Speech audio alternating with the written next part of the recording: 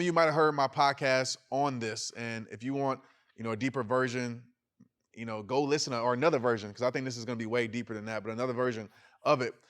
One of my strongest traits. People ask all the time, Trent, like, what is your strongest traits when that help you achieve goals, that help you be consistent, that help you be committed, that's helped you in your rehab journey? And I tell people all the time, ER. Okay, not the emergency room, but ER, emotional resilience.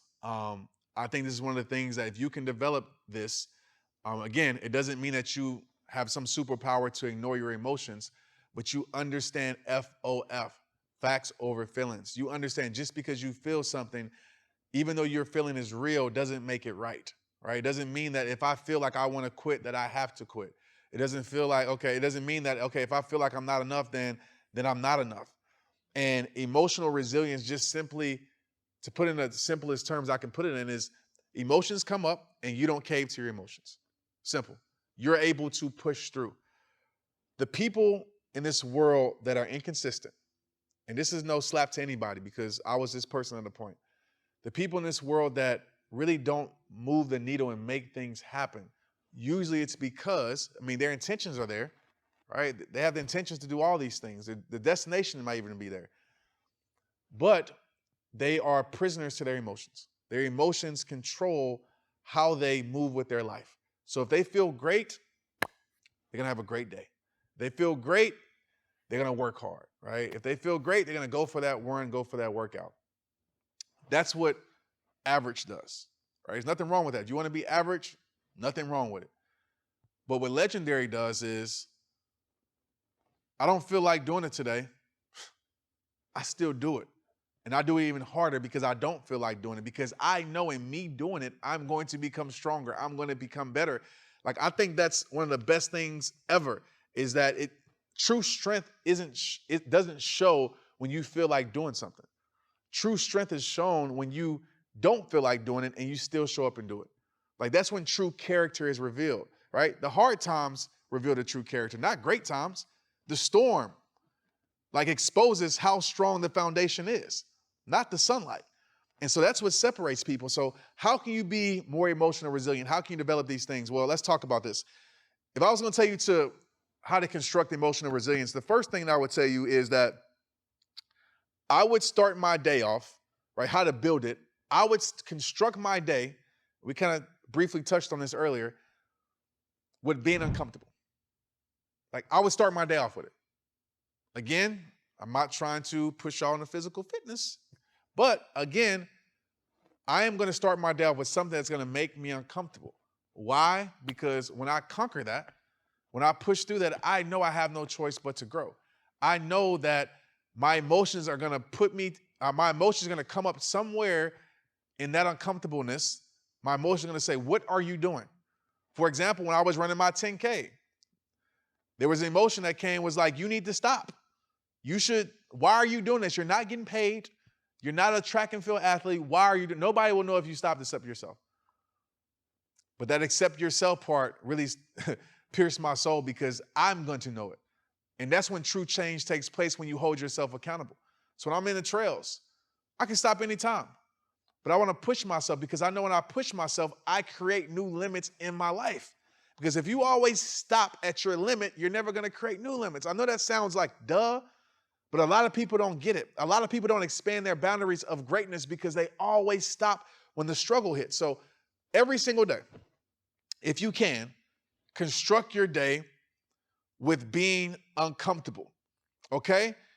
The second thing that I would tell you how to build emotional resilience is that you have to be comfortable with being uncomfortable. That's what it is. It's to a point now that it's crazy. I know this might sound super weird to say this to you. You might not get it. But literally, I'm more uncomfortable when I'm comfortable. And I'm more comfortable when I'm uncomfortable. Because I know when I'm challenging myself, that feels like home to me. And the more you can become comfortable in those uncomfortable moments, the more you will grow your life. The more you will change your life. The more you can become comfortable in fear, the more you will grow your life. I seek out fear. I don't run from it no more. I used to run from it. But if you're running from fear, guess what? You're running from what awaits for you. You're running from that destination. You're running from what awaits for you on the other side. So I seek out things that are challenging. I go find those things. I want to do those things because I have a promise to myself to meet the greatest version of myself. And I know in meeting the greatest version of myself, one of the main things I have to be comfortable with being uncomfortable. And the last part about this is you have to develop strong rewards, okay? When the reward is great enough, the struggle will never be strong enough. So develop strong rewards that pull you through. You know, if the reward isn't strong enough, you're like, I'm not going through that for this. I'm not doing that. You know, I'm about to go travel pretty soon. And you watching this right now, you know we're going through a health scare in the world, right? This virus is going on in the world. And it's scaring everybody, right? And I'm a person, listen, I'm very aware. I'm not going to do anything I shouldn't do. I'm going to, stay inside the recommendations, and I'm going to take all that in consideration. But one thing about myself is that I'm not going to allow something I can't control to control me. I'm not going to shut it down because of certain things. And I'm about to go travel because the reward of traveling is great enough. Because what I signed up for 10 years ago is great enough. So I'm going to go through that fear. I'm going to go through those suggestions of not traveling. Unless they shut down the airport and say, I cannot go, unless they shut down the event, I'm going to show up because the reward is strong enough. And for some people, might think I'm stupid. Some people might say, oh, you're crazy, you're dumb for doing that. But when you have a strong reward, my point is, it will pull you through everything. The stronger the why, the harder you will go. Okay, so that's how you build it. Okay, I would do these every single day if I can. I will go through these every single day. I will put myself in uncomfortable situations. I will make sure my rewards are strong enough, and I will start my day off with being uncomfortable in a positive way, by the way. Like, these are positive things that you're doing, nothing negative. How you maintain emotional resilience, because this is how you build it, how you retain this, or maintain it, should I say, when you're going through the moments where you need it, when you're going through the moments where your emotions are like rising up and saying, oh, you should quit, you should quit. These are just a few things that I do. Okay, number one, I remind myself of what the struggle produces. Okay, you guys know me by now, you know this, right? There's no strength without struggle. There's no gain without pain. So I remind myself, like, hey, you're going through this for a deeper reason. This is building you. I literally tell myself when I'm tired, power, power, power, power, power, power. Hard times, power, power, power, power, power. Because I know I'm in control of my perspective. And I know that I can defeat how I'm feeling emotionally if I keep telling myself and I keep proving myself wrong. I keep proving my emotions wrong. Power, power, power. That's my response to everything. Okay, so remind yourself of what the struggle produces. The second thing that I do when I'm going through any type of emotional hard time is that I understand this fact. Nothing lasts forever. I've never seen one storm that has lasted a lifetime. Storms come no matter how strong they are, and storms go. So how I'm feeling, I know that it will change. One of the things that I love to talk about is movement influences mood. Right? If you feel a certain type of way, go move. Oh, I don't feel like working out. Okay, just go to the gym and start working out, because I promise you about 10 or 15 minutes, that mood will change.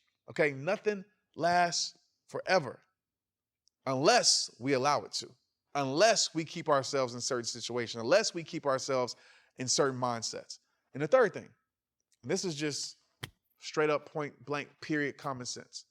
The third thing in maintaining this emotional resilience when I'm going through these hard emotional times in my life, I tell myself this: quitting is not an option. It's not. Quitting isn't even on my radar. And this is why most people fail, is because quitting is on their radar. Is because they have a towel in the back pocket, right? So when it gets hard, they can throw that towel in. I don't bring a towel to throw in. So even if I reach for my back pocket, there's no towel there. Finding a way, creating opportunity. Excuses is not on my radar.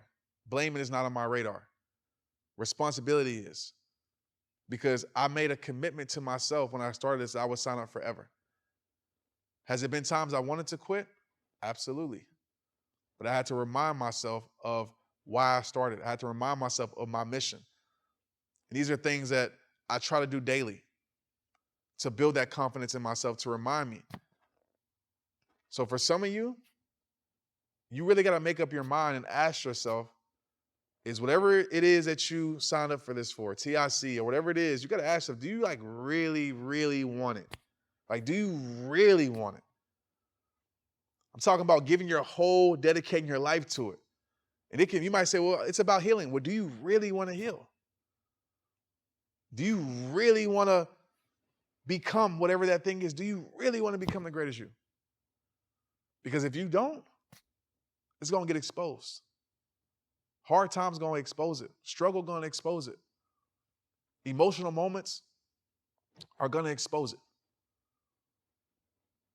So what I need you to do right now is I need you to make a real decision, right? A real one that says, I'm going to develop the habits. And listen to me. Don't do it for me because I can't see you doing it anyway. It's your life. Because I'm not stopping. I promise you that. This is for you. I don't want you hitting me up and saying, Trent, look, I did this. And you write the cool quotes and you show your post-it on the mirror. It's like, I'm good with all that. Great, if that helps you.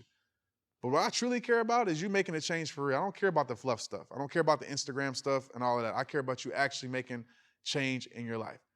So what I need you to do is make a decision that you're going to develop the habits that you need to meet the greatest version of yourself, right? You're going to deconstruct the bad habits in your life. You're going to spend time. And listen, this is not probably a one and done thing for you. Like when you try to get down to why you do things subconsciously, it is hard. You got to get down to root issues. Sometimes it is triggered all the way back down to your childhood on why you do certain things. And it takes time. So it's not like okay, I'm going to spend 5 minutes. Maybe for some of you, but this might be a 5-month journey from you. But make a decision to go on that journey to create the best habits in your life.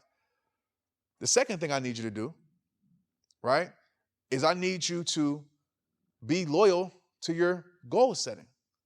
All right, I want you to be loyal to it. Maybe you break it down a month. I love to do monthly goals. A year, sometimes it's too much for me. 10 years, way too much for me. But we're all different, okay? That calendar.